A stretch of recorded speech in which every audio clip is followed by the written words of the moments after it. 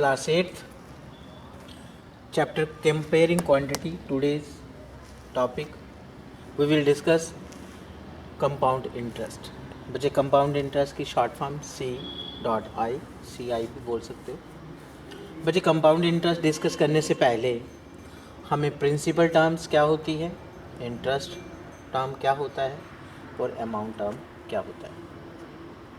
बच्चे प्रिंसिपल इसमें जो पैसे हम पेड करते लेते हैं, पेड आर टेक. इंटरेस्ट हो गया एक्स्ट्रा मनी. किसके ऊपर extra money? Extra money on paid or take. जो पैसा हमने, जिस पैसे के ऊपर जो पैसा हमने दिया और लिया, उसके ऊपर जो एक्स्ट्रा मनी होती है वो इंटरेस्ट है.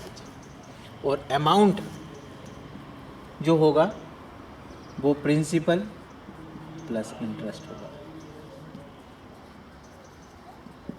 बच्चे पहले जो तीनों टर्म्स हमें क्लेरिफाई होनी चाहिए, तब जाके हम सिंपल इंटरेस्ट और कंपाउंड इंटरेस्ट को पढ़ेंगे.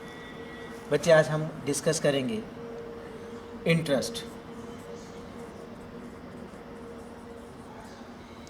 इंटरेस्ट जो है वो दो तरह का होता है. पहला सिंपल इंटरेस्ट जो आपने पहले का पढ़ा हुआ है. बच्चे आपकी क्लास में 8th क्लास में जो इंटरेस्ट पढ़ना है वो है कंपाउंड इंटरेस्ट. कि कंपाउंड इंटरेस्ट को कैसे कैलकुलेट करना है. सिंपल इंटरेस्ट को आपने ऑलरेडी कैलकुलेट किया हुआ है. फिर भी हम आज आपको सबसे पहले ये बताएंगे कि इन दोनों इंटरेस्ट में आपस में फ़र्क क्या है. सबसे पहले हम इसे डिस्कस करेंगे कि सिंपल इंटरेस्ट और कंपाउंड इंटरेस्ट में क्या फ़र्क है. हाँ जी बच्चों, अब हम सबसे पहले कंपेयर करेंगे बच्चे सिंपल इंटरेस्ट और कंपाउंड इंटरेस्ट में क्या फ़र्क है. ध्यान से समझेंगे. एग्जाम्पल आपके सामने रखी गई है. ये सिंपल इंटरेस्ट का कॉलम है, ये कंपाउंड इंटरेस्ट का कॉलम है. फर्स्ट ईयर की बात हो रही है, पहले साल की. प्रिंसिपल कितना है सिंपल इंटरेस्ट में? 100 रुपीज़. और कंपाउंड इंटरेस्ट के लिए भी 100 रुपीज़ है. और इंटरेस्ट जो है सिंपल इंटरेस्ट का जो रेट है वो है 10%. तो यदि 100 रुपया प्रिंसिपल है और 10% जो है वो उसका इंटरेस्ट रेट है, तो वो भी इसलिए 10 रुपये जो है वो निकलेगा और इधर भी 10 रुपये ही आएगा. फिर हम इन दोनों प्रिंसिपल प्लस इंटरेस्ट को करेंगे तो हमें अमाउंट मिल जाएगा. ईयर एंड में जो अमाउंट होगा एक साल के बाद वो कितना होगा? सिंपल इंटरेस्ट में आ गया 110 रुपीज़ और कंपाउंड इंटरेस्ट में भी 110 रुपीज़. बच्चे जब हम सेकेंड ईयर में जाएंगे तो प्रिंसिपल जो था जो सिंपल इंटरेस्ट में जो फर्स्ट ईयर में था वही सेकेंड ईयर में. और सबसे बड़ा जो फ़र्क है कंपाउंड इंटरेस्ट में बच्चे, इसमें प्रिंसिपल जो है, जो अमाउंट होता है फर्स्ट ईयर का होता है वो कंपाउंड इंटरेस्ट के लिए सेकेंड ईयर का प्रिंसिपल होगा. बच्चे ये सबसे बड़ा फ़र्क है सिंपल इंटरेस्ट और कंपाउंड इंटरेस्ट में. ये कंपेरिटी करो, दोनों में कंपेयर करो कि इन दोनों में फ़र्क क्या आ रहा है. हमें क्यों कैलकुलेट करने की ज़रूरत है कंपाउंड इंटरेस्ट को as compare to the simple interest की प्लेस पे. तो आपने जो ध्यान देना है वो यही देना है, जो प्रिंसिपल आएगा सेकेंड ईयर में वो आएगा, जो अमाउंट होगा फर्स्ट ईयर का जो अमाउंट होगा वो सेकेंड ईयर का प्रिंसिपल आएगा. ठीक है.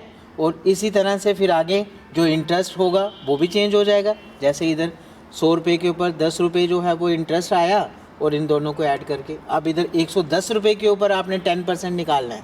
10% ऑफ 110 रुपीज़ का वो कितने रुपये आ रहा है? 11 रुपीज़.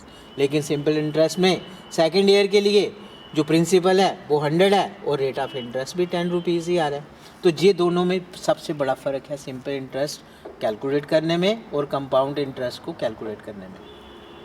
थर्ड ईयर में फिर चलते हैं इधर दोबारा से प्रिंसिपल वही सेम आ रहा है सिंपल इंटरेस्ट के लिए, जो फर्स्ट ईयर का प्रिंसिपल है वही थर्ड ईयर का प्रिंसिपल आएगा। रेट ऑफ जो है इंटरेस्ट 10% है, इधर भी 100 रुपये का 10 रुपये था, इधर भी वही रहा। लेकिन इधर कंपाउंड इंटरेस्ट की तरफ देखो, इधर जो है जो अमाउंट आ रहा है सेकेंड ईयर का वो थर्ड ईयर का प्रिंसिपल आ रहा है। ये देखो जैसे ही प्रिंसिपल चेंज हो रहा है और जो 10% रेट ऑफ इंटरेस्ट, जो 10% जब हम 121 रुपीज़ का निकालेंगे वो 12 रुपीज़ 10 पैसे आ रहा है। और इनको जब हम ऐड कर रहे हैं, जो अमाउंट आएगा थर्ड ईयर का अमाउंट जो आएगा किसमें, कंपाउंड इंटरेस्ट कैलकुलेट करते वक्त, वो कितना आ रहा है 133 रुपीज़ और 10 पैसा। और इधर जो अमाउंट आ रहा है थर्ड ईयर का वो कितना आ रहा है, वो आ रहा है 110 रुपीज़। ये सबसे बड़ा जो डिफरेंस है कि कंपाउंड इंटरेस्ट और सिंपल इंटरेस्ट में क्या फ़र्क है बच्चे जी, आपने एग्जाम्पल लेके ध्यान से इसको समझना है, इसे याद रखना है कि क्या फ़र्क है सिंपल इंटरेस्ट और कंपाउंड इंटरेस्ट का। बच्चे कंपाउंड इंटरेस्ट आपने देखा कि सिंपल इंटरेस्ट और कंपाउंड इंटरेस्ट में क्या फ़र्क है। अब हम जो कंपाउंड इंटरेस्ट को जो कैलकुलेट करेंगे, आपको एक फार्मूला जो है वो लर्न करके रखना है। उस फार्मूले में जितनी भी टर्म्स जो हैं वो यूटिलाइज होंगी, पहले उनके बारे में हमें पता होना चाहिए कि जो ए है वो ए क्या है, वो अमाउंट है। और पीछे आपने देखा कि अमाउंट जो है वो कैसे निकलता है। प्रिंसिपल क्या होता है ये आपने पीछे भी पढ़ा है, और प्रिंसिपल के लिए इधर हमने पी को डिनोट किया गया है। टाइम जो है ये एक जनरल फार्मूला है फॉर एन ईयर के लिए, टाइम हमने एन लिया हुआ है। और इधर जो अमाउंट आएगा वो भी एन ईयर्स के लिए निकालेंगे, ये उसका फार्मूला है। और टाइम जो है वो एन ईयर है। और रेट ऑफ इंटरेस्ट जो है उसको डिनोट आर से किया गया है, और ये आर जो है वो फार्मूले में कैसे यूटिलाइज किया है ये आपने याद रखना है। और ये है ये वाला फार्मूला जो अमाउंट कैलकुलेट करेंगे हम, इस फार्मूले से जब हम अमाउंट को कैलकुलेट करेंगे बच्चे, इधर से फिर हम कंपाउंड इंटरेस्ट जो है उसे आसानी से कैलकुलेट कर सकते हैं। वो अमाउंट माइनस प्रिंसिपल करके फिर आसानी से हम कैलकुलेट को फाइंड आउट करते हैं। बच्चे इस फार्मूले को आपने बिल्कुल ध्यान से देखना है कि amount equal to P whole bracket 1 + R/100 raise to power n। पहले इसे पढ़ना है, ध्यान से देखना है कि पढ़ना कैसे है, फिर इसे लर्न करके रखना है। और ये ध्यान देना है कि P जो है, P पूरी ब्रैकेट को मल्टीप्लाई कर रहा है। ये नहीं है कि P लिख दो आप ब्रैकेट डालो ही नहीं ऐसे, फिर ये आपका गलत हो जाए। P होल ब्रैकेट लगानी है नेक्स्ट, और P पूरी ब्रैकेट के अंदर जो जितनी भी टर्म्स हैं उनको मल्टीप्लाई कर रहा है। P bracket 1 + R/100 raise to power n। इस तरह से पहले फार्मूले को लिखना है, फिर इनकी जो भी आपको क्वेश्चन दिया गया होगा उसमें जो भी आपके पास गिवन होगा फिर उसकी वैल्यू को सब्स्टिट्यूट करना है, फिर कैलकुलेट करोगे। पहले अमाउंट कैलकुलेट होगा, फिर जाके कंपाउंड इंटरेस्ट निकालोगे। Compound interest equal to amount minus principal. बच्चे अभी हम इसके ऊपर एक एग्जांपल जो है डिस्कस करेंगे, और फिर आप लोगों ने कोशिश करनी है खुद पहले बुक को पढ़ना है, उसकी एक्सरसाइज को भी पढ़ना है, फिर एग्जाम्पल को भी पढ़ना है, फिर जाके नेक्स्ट क्वेश्चन जो है वो आपने कोशिश करनी है उनको निकालने की। सबसे पहले बच्चे एग्जाम्पल को रीड करो ध्यान से। फाइंड निकालो, कंपाउंड इंटरेस्ट निकालना है किसके ऊपर, ऑन ₹12,600 पे for 2 years at the rate at 10% per annum. Per annum का आपको रेट दिया गया है और आपने कंपाउंड इंटरेस्ट निकालना है। सबसे पहले हम जो भी गिवन दिया गया है उन टर्म्स को पहले क्लेरिफाई करके लिखेंगे। बच्चे ये जो कंपाउंड इंटरेस्ट जिस अमाउंट पे निकालना है इसको प्रिंसिपल कहते हैं। आपने सबसे पहले प्रिंसिपल लिखना है,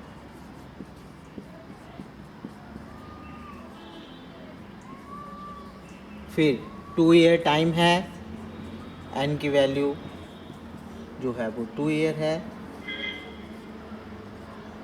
next rate of interest,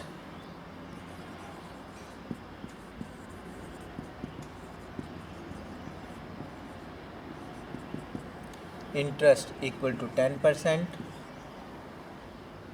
per annum. बच्चे पर एनम वाला ध्यान देना है। नेक्स्ट जे आगे जो क्वेश्चन को ट्विस्ट करेगा जब पर एनम नहीं लिखा होगा, कुछ और टर्म्स आएगी। जे बच्चे आपको